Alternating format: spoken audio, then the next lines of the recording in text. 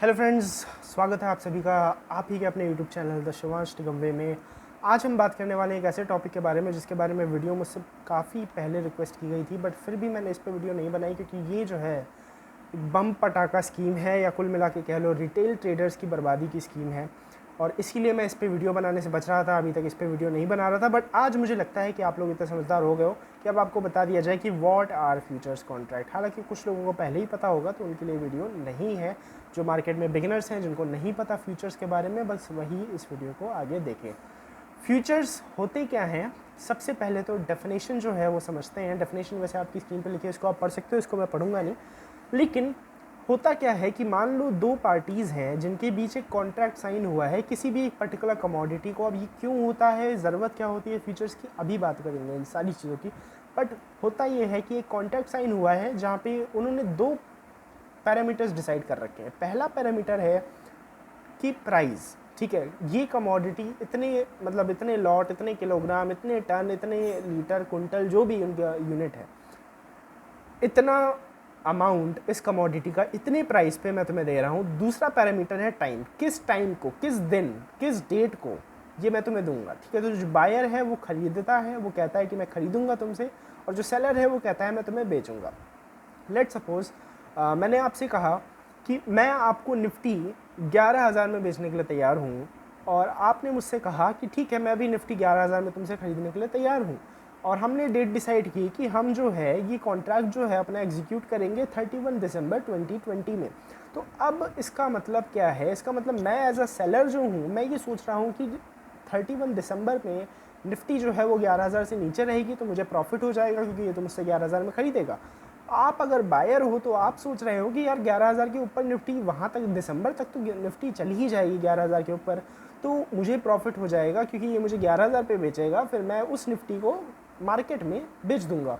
ठीक है, तो आपको प्रॉफिट हो जाएगा। ठीक है, तो हम दोनों का अलग अलग व्यू है, अलग अलग पर्सपेक्टिव है, और इसी वाद एक तरीके से कहते हैं इसको कि एक वादा किया है हमने, ठीक है, जिसको हमें निभाना है। ठीक है, तो ये फ्यूचर्स जो है वो एक वादा है जिसको हमें निभाना है। ठीक है, तो इसमें एक दो पैरामीटर्स हैं, एक है एक्सपायरी डेट जो कि है टाइम, किस दिन ऐसा होने वाला है, किस दिन ये हमारा ट्रेड जो है, ट्रांजैक्शन जो है वो होने वाला है। दूसरा जो है वो है प्राइस, किस प्राइस पे होने वाला है। ठीक है, ये होते हैं हमारे फ्यूचर्स। उसके बाद आते हैं कि कितने टाइप के हमारे पास फ्यूचर्स हैं। तो देखो, पहला जो है हमारे पास कमोडिटी के फ्यूचर्स हैं, फिर स्टॉक के फ्यूचर्स हैं, इंडेक्स के फ्यूचर्स हैं, करेंसी के फ्यूचर्स हैं, मेटल के फ्यूचर्स हैं, और ट्रेजरी बॉन्ड्स और कुछ गवर्नमेंट के प्रोडक्ट्स हैं जैसे कि सेक्टर यील्ड वगैरह। ठीक है, उन सब के भी हमारे पास फ्यूचर्स अवेलेबल हैं। फ़ायदा क्या है फ्यूचर्स का, देखो सबसे पहले तो इन्वेस्टर्स जो हैं वो फ्यूचर्स में ऑब्वियसली, जैसे आप स्टॉक्स में ट्रेडिंग करते हो वैसे आप फ्यूचर्स में भी ट्रेडिंग कर सकते हो। ठीक है, बाई या सेल कर सकते हो, और उससे आपको मूवमेंट अगर कोई होती है तो वहाँ पे आपको फ़ायदा होता है। तो इसमें आप देखो, वादा जो है वो नहीं निभा रहे हो आप, एक्चुअली क्या रहे हो, आप बीच में ही चढ़ रहे हो, बीच में ही उतर रहे हो, आप एक्सपायरी तक शायद होल्ड नहीं कर रहे हो। ठीक है, एक तरीके से ये है। लेकिन फ्यूचर्स का मैंने बेसिक जो थीम है वो आपको बताई है। बाकी अगर आप ट्रेडिंग या स्पेकुलेशन के लिए यूज़ करते हो तो वहाँ पे बेसिक थीम का कोई मतलब नहीं है, वो जस्ट आपके लिए एक स्टॉक ही है। ठीक है, लेकिन हाँ, एक अंडरलाइन स्टॉक जो है उसका जो प्राइस होगा, फ्यूचर एग्जैक्टली उसी प्राइस को फॉलो करता है। फ्यूचर का जो डेल्टा वैल्यू है, हम ग्रीक्स की बात जब करेंगे ऑप्शंस की, शायद अगर करें तब कभी तो, ठीक है, तो हम डेल्टा की भी बात करेंगे। फ्यूचर का डेल्टा 1 होता है, यानी प्राइस में जो अंडरलाइन एसेट है उसके प्राइस में अगर ₹1 की मूवमेंट आती है तो फ्यूचर में भी ₹1 की मूवमेंट आती है।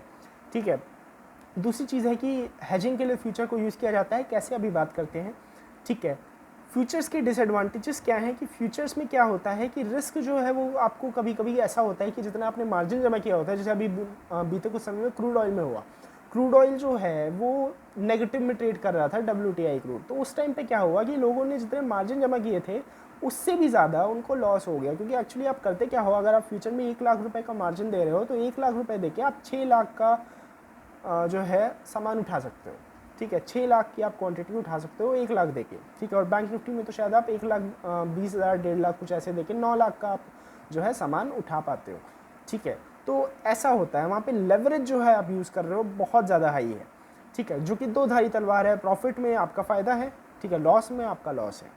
ठीक है, उसके अलावा जो फीचर्स हैं वो जनरली मैं क्यों यूज़ करता हूँ, मेरे लिए जो एडवांटेजेस हैं, पहला एडवांटेज है कि मार्जिन जो हैं वो कम रहते हैं फ्यूचर्स में। अगर मैं स्टॉक्स में ट्रेड करता हूँ तो मुझे काफ़ी ज़्यादा मार्जिन देना पड़ता है। लेकिन फ्यूचर्स में जनरली मार्जिन हमारे, जैसे मान लो अगर आपको स्टॉक्स में बाइंग करनी है, अगर आपको एक लॉट रिलायंस का ट्रेड करना है, आपको 6 लाख रुपए का कैपिटल चाहिए, ठीक है। लेकिन अगर आप फ्यूचर्स में करते हो तो शायद आप 80,000 या 1 लाख रुपए में ही कर सकते हो उस चीज़ को, ठीक है। दूसरी चीज़ है, फ्यूचर्स जो है वो हमें पोजिशनल सेल की इजाज़त देते हैं। अगर मैं शॉर्ट करना चाहता हूँ, मैं किसी स्टॉक में बेरिश हूँ, लेकिन मैं डिलीवरी में उसे सेल नहीं कर सकता, ठीक है। लेकिन मैं फ्यूचर्स में उनको एक तरीके से पोजिशनली सेल कर सकता हूँ। मैं किसी फ्यूचर को डिलीवरी में भी सेल कर सकता हूँ, हालांकि डिलीवरी नहीं होती क्योंकि वहाँ पे कोई फिजिकल कमोडिटी नहीं है, लेकिन हाँ मुझे फ़ायदा वही मिलता है क्योंकि डेल्टा जो है वो क्या है, 1 है। यानी स्टॉक अगर नीचे गिरता है तो फ्यूचर भी नीचे गिरता है। अब इसके बाद एक बड़ी इंपॉर्टेंट बात है जो आपको आनी चाहिए, और वो ये है कि फ्यूचर्स जो हैं वो प्रीमियम और डिस्काउंट पर। इससे पहले हम बात करते हैं कि फ्यूचर्स की ज़रूरत क्या है। हमारे पास जब नॉर्मल स्टॉक्स हैं तो हमें फ्यूचर्स की ज़रूरत क्या है, ये बहुत इंपॉर्टेंट एक पॉइंट आता है कि भाई फ्यूचर्स को बनाया क्यों गया। देखो, इसको मैं आपको एक एग्जांपल से समझाता हूँ। एक एग्जांपल लो कि मैं जो हूँ ये शर्ट का मैन्युफैक्चरर हूँ, ठीक है। ये जो मैंने शर्ट पहनी है, मान लो मेरी कंपनी है और ये वो कंपनी इस शर्ट को बना रही है। अब ये शर्ट किससे बन रही है, कॉटन से बन रही है। कॉटन क्या है, एक रॉ मटेरियल है। रॉ मटेरियल भी ऐसा है जिसके सीजन्स हैं, ठीक है, साइकिल चलती है। पता है ये जितने रॉ मटेरियल्स हैं सबकी सीजनल साइकिल्स है। ये सारी कमोडिटीज़ जो हैं सबकी साइकिल्स हैं। तो साल में कभी ऐसा टाइम आता है जब कॉटन महंगा होता है, कभी ऐसा टाइम आता है जब कॉटन सस्ता होता है। अब मुझे ये शर्ट बनानी है, मेरा जो ऑपरेशनल कॉस्ट है, मेरा मेन कॉस्ट आता है रॉ मटेरियल का और लेबर का। लेबर का कॉस्ट तो चलो मेरा फिक्स्ड है, रॉ मटेरियल का कॉस्ट मुझे सर दर्द दे रहा है। क्यों दे रहा है सर दर्द, क्योंकि अब मान लो अगर मुझे साल के किसी ऐसे टाइम पे काम करना है जब कॉटन महंगा चल रहा है, ठीक है, जब कॉटन जो है आग लगी है बाज़ार में कॉटन की, तो मुझे काम करना है। अब मुझे एक ऑर्डर मिला उस टाइम, ठीक है। अब मैं उससे क्या कहूँगा, मैं उससे कहूँगा कि भैया आप 6 महीने वेट करो क्योंकि रॉ मटेरियल हमारा सस्ता हो जाएगा तो हम सस्ते में दे पाएंगे आपको। नहीं ना, ऐसा तो नहीं कहूँगा मैं। फिर मैं क्या करूँगा, क्या मैं उसे महंगे में सामान दूँगा, क्या वो लेगा मुझसे महंगे में सामान, ऐसा भी नहीं होगा।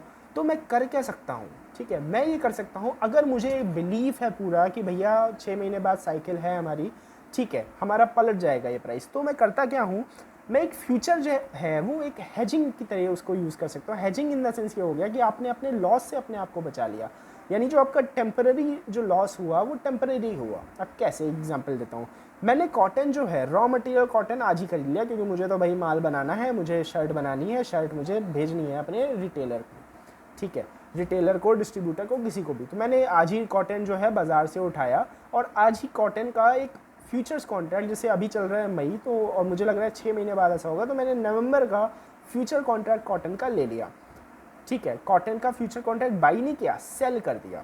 तो अब उससे हुआ क्या, अब देखो आज कॉटन का जो प्राइस चल रहा है, जो प्राइस मुझे मार्केट में मिला, जिस प्राइस पे कॉटन, फ्यूचर्स कॉन्ट्रैक्ट भी लगभग उसी प्राइस के आसपास होगा, ठीक है। थोड़ा सा प्रीमियम डिस्काउंट हो सकता है लेकिन लगभग उसी प्राइस के आसपास होगा। तो अब मैंने किया क्या, मैंने उसी प्राइस पे उठाया और उसी प्राइस पे बेच भी दिया। अब इससे हुआ क्या, हुआ इससे ये कि मान लो, ठीक है, मान लो फ्यूचर में जो कॉटन है उसका प्राइस गिरा, जो कि मेरा व्यू था, फ्यूचर में जो कॉटन है उसका प्राइस गिरा। तो अब क्या होगा पता है, मैंने जो फ्यूचर का लॉट बेचा है उस पर मुझे प्रॉफिट हो जाएगा, उस पर मुझे क्या हो जाएगा, प्रॉफिट हो जाएगा। और जो मैंने एक्स्ट्रा कॉस्ट यहाँ पे लगाया है, फॉर एग्जांपल एक एग्जांपल लेते हैं, ठीक है, कोई भी मैं आर्बिट्ररी एग्जांपल ले रहा हूँ कि मान लो 100 रुपये का मुझे कुछ एक पर्टिकुलर एक्स क्वांटिटी कॉटन की मिल रही है 100 रुपये में, मान लो, ठीक है। और मुझे पता है कि अगर मैं 6 महीने वेट करता हूँ तो मुझे यही क्वांटिटी 70 रुपये में मिलेगी, लेकिन मैं 6 महीने वेट नहीं कर सकता। That is the problem, I can not wait for 6 months, okay. So what I will do is I will buy cotton as a raw material today। मैं आज ही कॉटन को बाय कर लूँगा बाज़ार से, लेकिन एक चीज़ का ध्यान रखूँगा, और वो चीज़ ये है कि मैं फ्यूचर का एक कॉन्ट्रैक्ट सेल कर दूँगा। फ्यूचर मैंने सेल किया 100 पे, अगर 6 महीने बाद कॉटन 75 पे आ जाता है ना, तो जो हमारा फ्यूचर है और जो अंडरलाइंग एसेट है, जिस दिन भी एक्सपायरी होनी है, जो भी हमारा एक्सपायरी की डेट है, उस दिन कोई प्रीमियम डिस्काउंट नहीं होता। प्रीमियम डिस्काउंट की बात अभी करता हूँ, लेकिन प्रीमियम डिस्काउंट नहीं होता उस दिन। समझ लो फ्यूचर का भी वही प्राइस होता है जो स्टॉक का होता है, ठीक है, बीच बीच में ये प्रीमियम डिस्काउंट चलता है।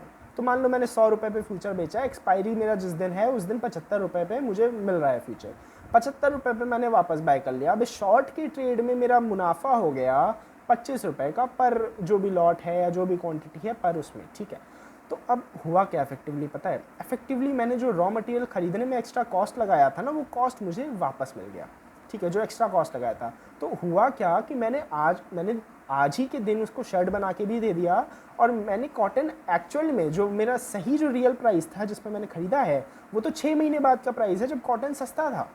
ठीक है, आप समझ लो, इस काम के लिए फ्यूचर्स को डिज़ाइन किया गया है ताकि लोग अपनी जो प्राइस में वॉलेटिलिटी है, जो फ्लक्चुएशंस हैं, जो अनसर्टेनिटीज़ हैं, उनसे बच सकें। अब देखो दोनों तरीक़ों से, एक तो ये था कि चलो मुझे पता है सीजनल साइकिल्स होती हैं, तो कॉटन आज महंगा है बाद में सस्ता होगा। दूसरी कंडीशन ये है कि मान लो मैं कोई बिज़नेस टू बिज़नेस वाला काम कर रहा हूँ, ठीक है, ये तो हो गया कि बिज़नेस टू बेसिकली कंज्यूमर एक तरीके से। ठीक है, अब मान लो कोई बिज़नेस टू बिज़नेस काम है, जैसे ऑटो पार्ट्स ही हो गए। ठीक है, मान लो ऑटोमोबाइल है, ठीक है, तो मुझे उसके पार्ट्स बनाने हैं। ठीक है, अब उसमें लगता क्या है, उसमें स्टील लगता है। ठीक है, स्टील लगता है। अब स्टील से मुझे कुछ ऑटोमोबाइल जो है वो बनाने हैं। अब किसी कंपनी ने मुझे आज ऑर्डर दिया, तो क्या मैं आज ही के दिन उसको कार डिलीवर कर दूंगा? ऐसा तो नहीं होगा। हो सकता है क्योंकि ऑर्डर जो है वो, अब जैसे कोई नई कार लॉन्च होती है तो उसका ऑर्डर जो है वो 6 महीने 1 साल भर में उसको प्रोसेस किया जाता है, उसको बनाया जाता है। जब अच्छी खासी क्वांटिटी बन जाती है तब उसको लॉन्च होता है। ठीक है, तो आज के दिन पर मुझे किसी ने ऑर्डर दिया और उसने मुझसे बोला कि मुझे 1 साल बाद कारें चाहिए, लेकिन मुझे इतनी क्वांटिटी में कारें चाहिए और प्राइस तो मुझे आज ही बताना पड़ेगा ना उसको। ऐसा तो नहीं है मैं उससे कहूँगा ठीक है मैं आपकी कार बना के रख देता हूँ और प्राइस हम 1 साल बाद डिस्कस कर लेंगे। नहीं, ऐसा तो नहीं होता। ठीक है, प्राइस तो मुझे आज बताना पड़ेगा उसको। अब मैं क्या करूँ? अब मैं बड़ी दिक्कत में हूँ, क्योंकि मुझे पता है कि स्टील जो है उसका प्राइस फ्लक्चुएट करेगा। उसका तो प्राइस आज जो है वो कल नहीं होगा, लेकिन मेरा तो मेजर रॉ मटेरियल वो है, मेरी तो मेजर जो ऑपरेटिंग कॉस्ट है वो उस पर डिपेंड है। तो मैं उसको कैसे बताऊंगा? ठीक है, अब यहाँ पे मैं ये बिल्कुल, यहाँ पे देखो कॉटन वाले केस में मैं ये सोच रहा था कि अगर जो है प्राइस मुझे महंगा मिल रहा है आज, ठीक है, तो मेरा लॉस हो रहा है, वो लॉस बच जाए। यहाँ पे मुझे डर लग रहा है इस बात से कि ऐसा ना हो, यहाँ पे मुझे कोई फ़र्क नहीं पड़ रहा कि स्टील में सस्ता ले रहा हूँ या महंगा ले रहा हूँ, क्योंकि मुझे तो उसको कॉस्ट बतानी है। अब कंपनी इतनी बड़ी है, वो मुझे कॉन्ट्रैक्ट दे रही है पूरा, ठीक है, खुला कॉन्ट्रैक्ट दे रही है, कोई दिक्कत नहीं है। मुझे दिक्कत ये है कि अगर मैंने मान लो आज उनको स्टील का आज का जो प्राइस है, जो आज का प्राइस चल रहा है, उस प्राइस के हिसाब से मैंने उनको बता दिया, और कल को, ठीक है, कल को या आज से 5 या महीने 6 महीने बाद ये महंगा हो गया, तो मैं क्या करूँगा? मैं तो दिक्कत में आ जाऊँगा ना। बोलो क्या करूँगा मैं? ऐसा भी तो हो सकता है कि 1 साल भर में मैं मेहनत भी करूँ, अपने वर्कर से काम भी करवाऊँ, फैक्ट्री में प्रोडक्शन भी करवाऊँ, लेकिन मेरा ऑपरेटिंग कॉस्ट ही इतना ज़्यादा हो जाए कि जो कॉन्ट्रैक्ट का हमारा कॉस्ट था उससे भी ज़्यादा हो जाए। ठीक है, ऐसा भी तो हो सकता है। तो अब करना क्या चाहिए? उसके लिए लोग करते क्या हैं, अगर आज उन्होंने स्टील जो है, ठीक है, स्टील, अब वो फ्यूचर्स में पोजिशनली वो उसको सेल करने लग जाते हैं। ठीक है, जब जब खरीदेंगे बाजार से तब तब फ्यूचर्स में सेल करेंगे, तो एक तरीके से हेज उनका डेवलप हो गया। ठीक है, मान लो आज के दिन मैंने खरीदा, ठीक है, फ्यूचर्स में सेल कर दिया, फिर 1 महीने बाद फिर और खरीदा, फिर सेल कर दिया, फिर ऐसे 12 कॉन्ट्रैक्ट, वो 10-12 कॉन्ट्रैक्ट ऐसे सेल करते जाएंगे उसको स्ट्रैडल बना के, यानी अलग अलग मंथली एक्सपायरी के। तो ये कुछ स्ट्रैटेजीज उनकी होती हैं जिससे वो अपने आप को लॉस से बचा सकते हैं।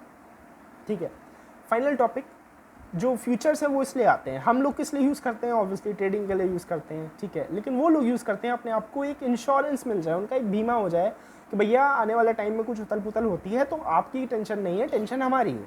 ठीक है, ये बीमा उनको चाहिए। अब इसमें ये भी होता है कभी कभी अगर उनके फेवर में ही मूव आ जाती है तो वहाँ पर लॉस है ऑब्वियसली। ठीक है कि मान लो फ्यूचर में उन्होंने हेज किया है, लेकिन कोई ऐसी मूव आती है जिसमें एक्चुअल में अगर उन्होंने हेज ना किया होता तो उन्हें प्रॉफिट होता, तो हेज करने के कारण उनको लॉस हो जाएगा।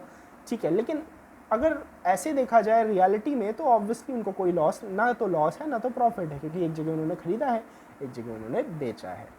ठीक है, प्रीमियम और डिस्काउंट फाइनली हम बात कर लेते हैं। देखो प्रीमियम और डिस्काउंट क्या होता है, कमोडिटी मार्केट में इसको कहते हैं कंटांगो प्रीमियम को, और स्टॉक बाज़ार में इसको कहते हैं प्रीमियम। प्रीमियम का मतलब है जो फ्यूचर्स हैं वो अंडरलाइन जो एसेट है उसके प्राइस से ज़्यादा है। मान लो निफ्टी का जो फ्यूचर है अगर वो 9,000 पे है और निफ्टी का जो निफ्टी है वो 8,990 पे है, तो हम कहेंगे 10 रुपये का प्रीमियम है। प्रीमियम होता क्यों है? इसका मतलब है मार्केट कहीं ना कहीं बुलिश है। कहीं ना कहीं इसका मतलब क्या है कि मान लो अभी हम मई में हैं, ठीक है, आज डेट है 16 मई जब मैं ये वीडियो बना रहा हूँ, और मैं निफ्टी के मई के एक्सपायरी के फ्यूचर की बात करूँ, और एक्सपायरी का जो फ्यूचर है वो 10 रुपये प्रीमियम में है। इसका मतलब जो भी पर्सन, कोई भी पर्सन मुझे आज के भाव पे नहीं बेचना चाह रहा। इसका मतलब कि मार्केट को कहीं ना कहीं ये लग रहा है कि एक्सपायरी तक यहाँ पे 10 रुपये प्लस की मूवमेंट तो संभव है। ठीक है, इतना तो होना ही चाहिए, इतना तो फॉर ग्रांटेड उन्होंने लिया है, इसलिए उससे नीचे वो बेचने के लिए तैयार नहीं है। ठीक है, ये सिंपल मतलब हुआ। वहीं अगर फ्यूचर्स डिस्काउंट में है, निफ्टी 9000 पे है लेकिन फ्यूचर है 8990 पे, इसका मतलब ये है कि मार्केट जो है वो बहुत ज़्यादा बेरिश हो गई है, और निफ्टी जो है, जो भी मतलब पर्सन है जिनके पास फ्यूचर पड़े हैं, वो चाह रहे हैं कि भैया 10 रुपये के लॉस पे ही बेचो, लेकिन बेच के इसको काट के इस माल को निकलो। ठीक है, तो इसलिए फ्यूचर्स डिस्काउंट पे होते हैं, इसलिए फ्यूचर्स प्रीमियम और डिस्काउंट पे होता है। इसके अलावा आपको कोई चीज़ जानने की मुझे नहीं लगता आपको ज़रूरत है फ्यूचर्स के बारे में। नेक्स्ट जो हमारी वीडियो होने वाली है वो ऑप्शंस पे होने वाली है।